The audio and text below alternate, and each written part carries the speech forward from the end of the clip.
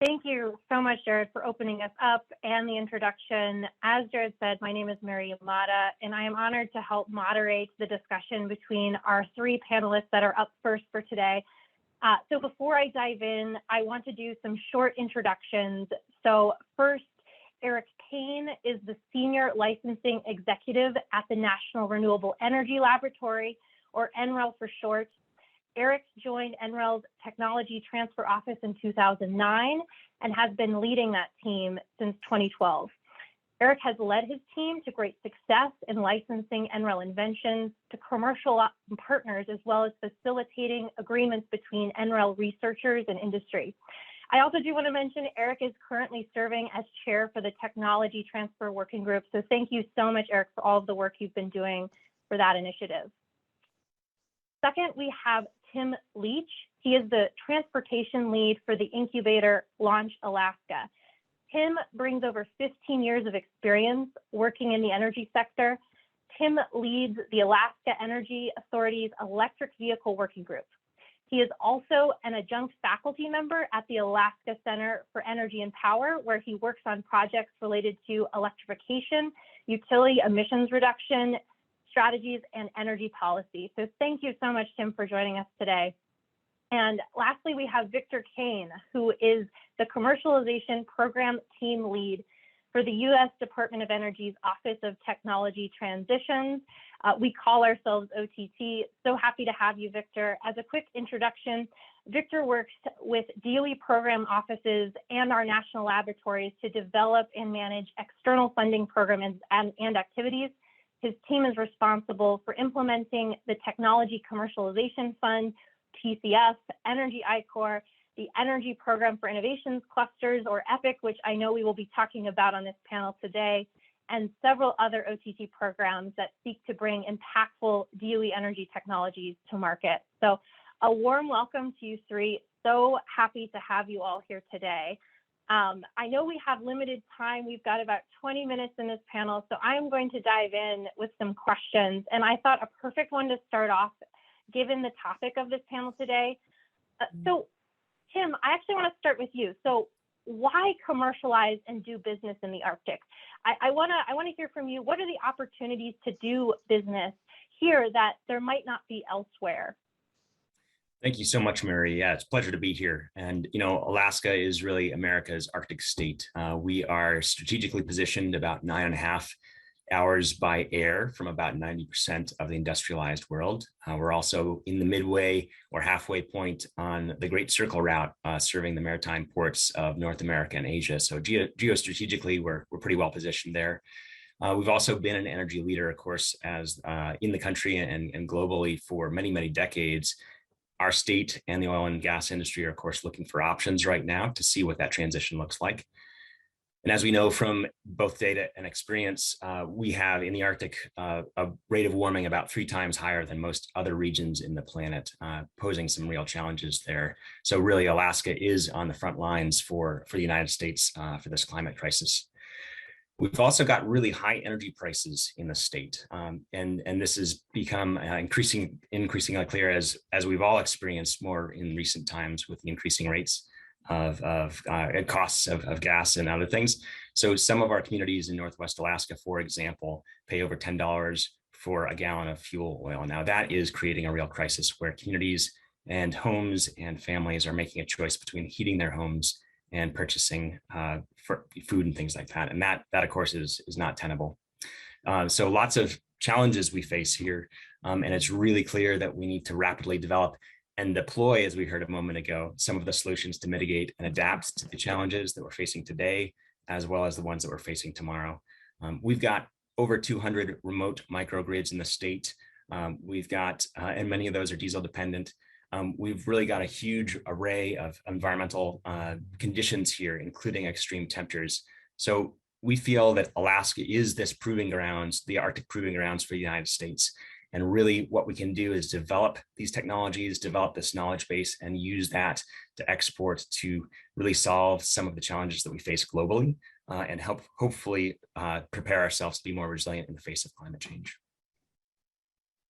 Gotcha. No, I mean, that seems exactly right. And Eric, I'm wondering, given your work in marine and tidal energy in the Arctic, do you have anything to add to what Tim just kind of discussed? Is there being this immense opportunity in the Arctic region, given its proximity to climate change? Yeah, thanks so much, Mary, and I appreciate those comments from Tim. So what I would say is here at NREL, we're busy mapping out those resources. So Alaska's rich in wind, in marine tidal energy, and there's just a ton of opportunities to use the extreme environments as a testing ground, as Tim mentioned, but just tremendous resources. We've worked with hydrokinetic companies that are deploying those technologies with massive potential to deliver electricity. Alaskans pay, I think Tim mentioned this, 4 times the national average for energy, in many cases much higher than that. So to really leverage local marine resources is a great way to deploy renewable energy technologies, but also a great way to promote local economic development to serve underserved communities. Mm-hmm. No, I think that makes a ton of sense to me. And I want to kind of maybe dive in a little bit more. So going back to you, Tim, I feel like a common misnomer from elsewhere in the U.S. So, admittingly, I'm a bit of an Alaska and Arctic novice, but I think the view is that everything, is harder, it takes longer, it's certainly colder. But I'm wondering if that's really true for doing business in the Arctic, and what might be, if you can describe some of the processes that are unique relative to the rest of the country when it comes to doing business here. Yeah, thanks for that follow-up. So it's helpful, in my mind, it's helpful to think about the state of Alaska in kind of 3 distinct energy regions. One of those where I'm sitting today is really the connected grid, so to speak. And of course, we connected are just the connection between Fairbanks and the Kenai Peninsula. So we're islanded from the rest of the grid in Canada or the United States, for example, in lower 48. But this area, we have predominantly natural gas fire generation, fairly affordable energy prices. And we have a little bit more resilience with backup generation and alternative utilities that we can call on if our local utility isn't providing power directly. Now, that's one area. A second area is more in Southeast Alaska, where we have islanded communities in the actual geographic sense, but also in the grid sense, with lots of smaller grids, essentially, predominantly hydro. Hydroelectricity is the source there of electricity. And then we do have some diesel dependent communities in that area as well. The third and really unique area is more in Western and Northwestern Alaska, where these are really microgrids that have diesel dependence predominantly. There are some that have solar and wind and batteries tied into that, as I'm sure Eric and Victor can speak to as well. But really, these 3 regions present some options and some challenges for us to engage in terms of technology transition and commercializing technology. So where we have really remote communities, we especially see those high energy prices that we've touched on. That creates some good economics for testing and deploying some of these technologies. At the same time, though, we don't want to have bleeding edge technology entering those communities, because in many cases, the diesel generator is the only source of electricity, and that if that goes down, or if this new technology coming in to integrate with that doesn't work, there isn't much resilience in the system. So that's something we need to be aware of, I think. And we do have lots of large partners, certainly industry and certainly the military here, that are on the other end of that spectrum, that do have higher risk tolerance in some cases, and also some infrastructure that allows for some resilience when we bring these new technologies into play. So that's a little bit of context I'd provide there. Yeah, no, I think that's excellent, Tim, in terms of, how to think about technologies and where and how to engage in the Arctic. And I'm just curious too, Tim, do you kind of recommend to the audience, we're going to launch Alaska. It seems like it's a great resource in terms of how to kind of think through what those processes might be, I would imagine. It's obvious, I would guess. Yes, yeah, briefly there, we have Launch Alaska has a tech deployment track, and this is partially funded through the DOE EPIC program that you mentioned that Victor helps manage. Very large thank you to DOE OTT for that. But the tech deployment track helps bring startup companies who do have innovative technology or business model solutions to Alaska to see what kind of traction they can get. And this goes back to what are the pain points that communities are experiencing or business partners are experiencing, and pairing those startups with those entities or those community members to say, how can we solve this and test out these new solutions here? And through that, then hopefully getting some actual steel on the ground. And once we've proven this out, going back to that, proving it in Alaska, if we can do it here, we can do it anywhere, then that can be scaled up into other locations globally, or at least in the lower 48 as well. No, that's excellent. And I definitely want to unpack more of the EPIC Award in the panel. But I do want to turn gears and make sure we're engaging Victor and Eric, because I think the DOE offers a variety of support to technology companies. And I'm wondering if you guys, maybe Victor, to start with you, if you can describe some of those opportunities for remote and rural communities like those in Alaska and how we're plugging in there. Yeah, sure. So DOE at its core is a funding organization. So we exist to try and support organizations like our on this call. So the way that we do that is we can either fund those communities or entrepreneurs in those communities directly, or we can fund organizations that exist to help the success of entrepreneurs or those communities. Launch Alaska is a great example of that. And so what we did for a funding program in our office, OTT, was launch the Energy Program for Innovation Clusters, where we recently awarded 10 roughly $1 million awards to organizations around the country to develop regional innovation ecosystems to help those communities and those startups in their area.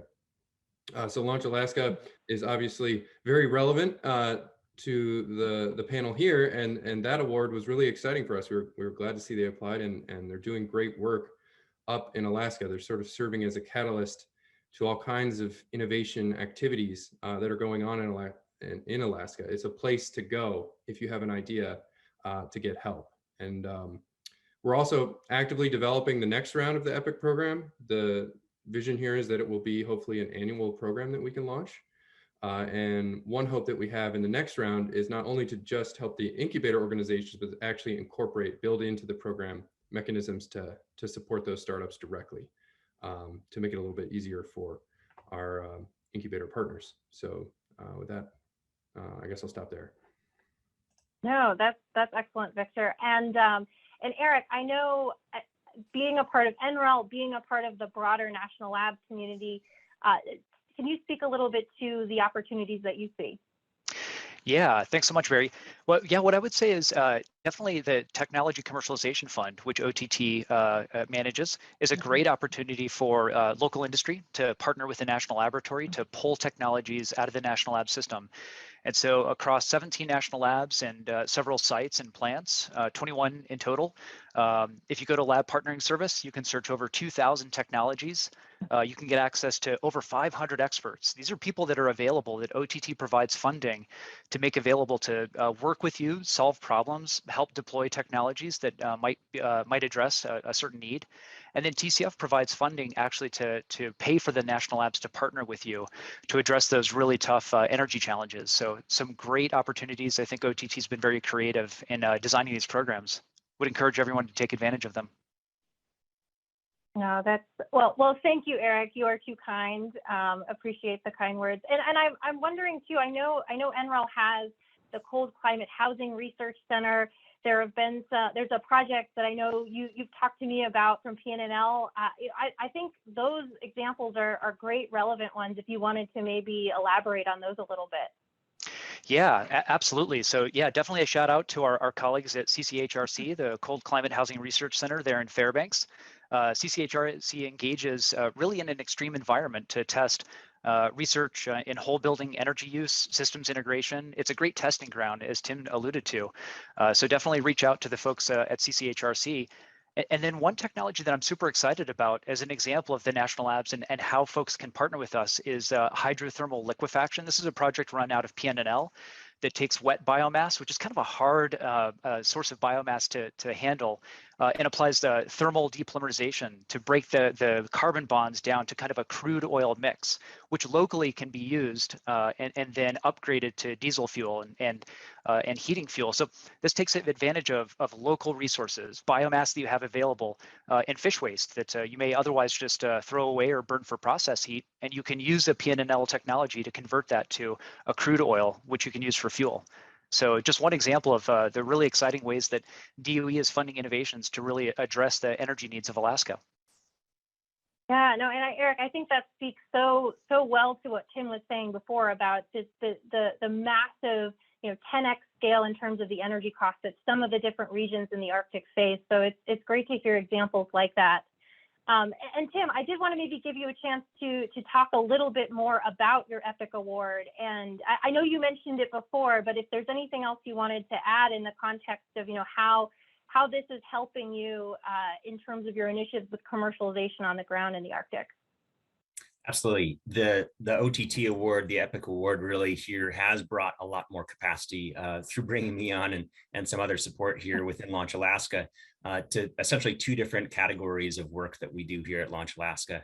One that I mentioned there before is that tech deployment track. So we bring those startups again through the program over an 8-month course, essentially to build up their capacity, the startups' capacity around their business model, and also to make sure that the technology does fit or is suited for the Alaska environment before we can get them engaged with partners that are here in the state. So then this other category, the second category of stuff is really fun. And to your point or your question about excitement, and it's the Arctic Road Rally. And that is something that is really going to be a proving grounds for electric vehicles and electric vehicle charging along what we call the Dalton Highway, which goes from Fairbanks up to the very northernmost drivable point in North America, which is going to be at Elliptic Point, essentially in the oil field up near Prudhoe Bay. And that's going to be helpful for us here in the market to help demonstrate that this technology, electric vehicles, does indeed work in these extreme conditions. And that's something I think that we're working on for consumer education, but also really for decision makers here in the state to say, yep, this is moving towards the future of vehicle electrification. So we're very excited about that. And that is possible through this EPIC award.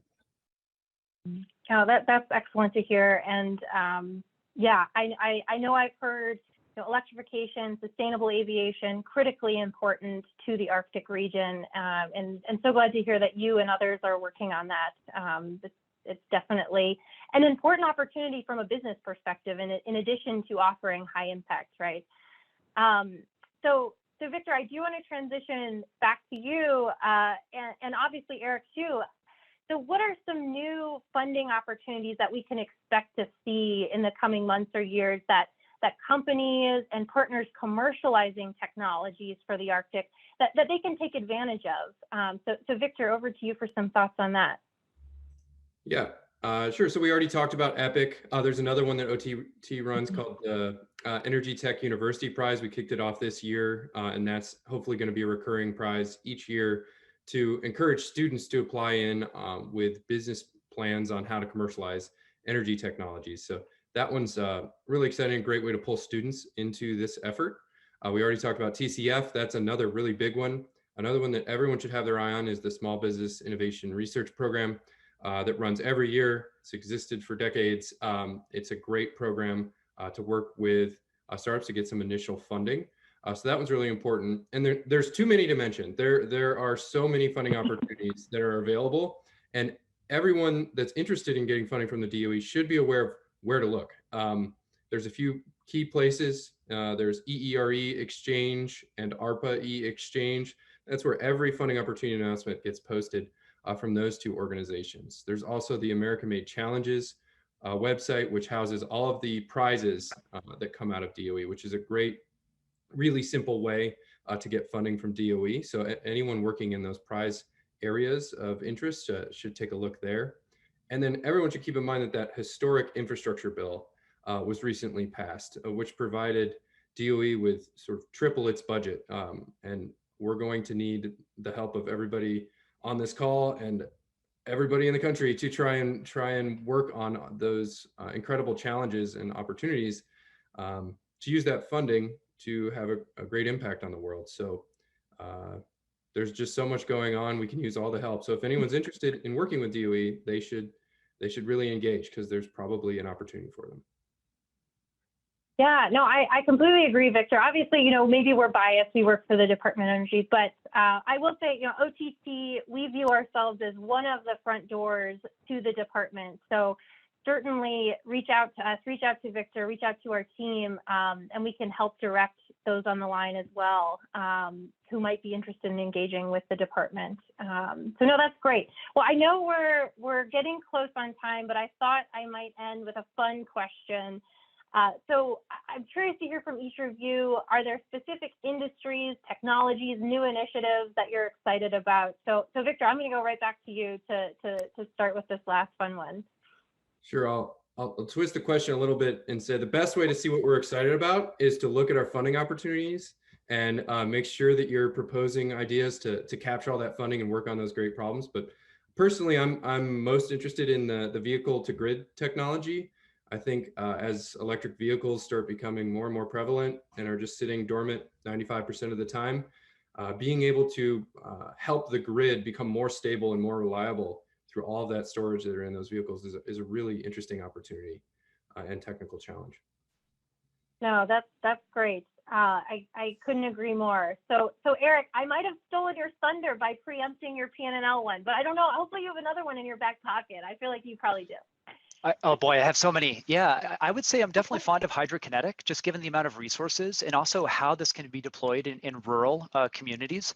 If you just look at the power that's embedded in moving water and how that can be really transferred into electricity, that's a great one. Zero carbon emissions, relatively easy to deploy, and then pair that with storage. I think that has a ton of potential. That's excellent. No, again, these are all great answers. So everybody wins. So Tim, you close us out. What is your specific industry, technology, or initiative that's got you excited? Well, I like both Victor and Eric's answers. We've got some ground, we've got some water, and I'm gonna go air for the third category here, one of the third categories. And so, the hybrid and all electric flight options that are coming through companies like Ampere, one of our portfolio companies, that potentially bring solutions to cost-effective transport of people and goods in our medium and our short haul flights, I think is going to make a huge impact in places like Alaska, where we have huge dependence on aviation to get people and goods between communities, essentially where there are no roads. So very, very much interested in aviation in this sector as well. That's fantastic. If we just had two more, we could round it out and be the Planeteers and Captain Planet would arrive, right? So, okay, my bad jokes aside, I want to thank you guys so much. Thank you, Victor, Eric, and Tim. This has been fantastic. So this wraps up our first panel. So now I believe, George Rowe, it is over to you to kick off the second half of our program.